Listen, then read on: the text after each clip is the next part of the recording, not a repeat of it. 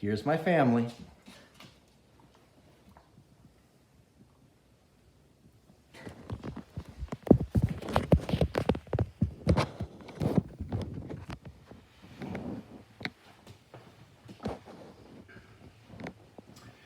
Teenage Mutant Ninja Turtles, heroes in a half shell, turtle power.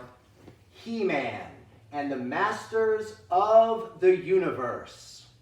Care Bear stare, we care a lot. These were the cartoons of my childhood. I'm an 80s baby, raised in Durham, North Carolina. I had a good childhood. My family loved me, and they taught me I could be anything I wanted to be, anybody I wanted to be. And yet, I didn't feel like I ever really fit in. I was made fun of and teased as a child. And I realized today that part of that was my struggles with coming to grips with my sexuality.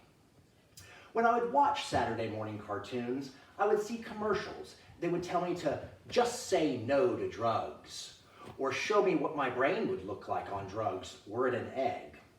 And yet still, when I entered high school, I began using drugs.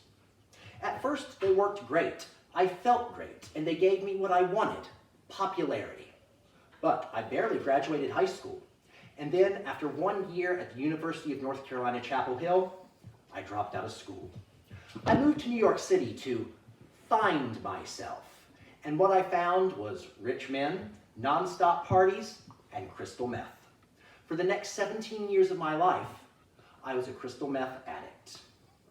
I ended up coming back to Durham, North Carolina, because I always said home is where the mama is. But my addiction came with me, and it led me into a life of crime for which I was incarcerated several times. Eventually, I became homeless, unemployed, and unemployable.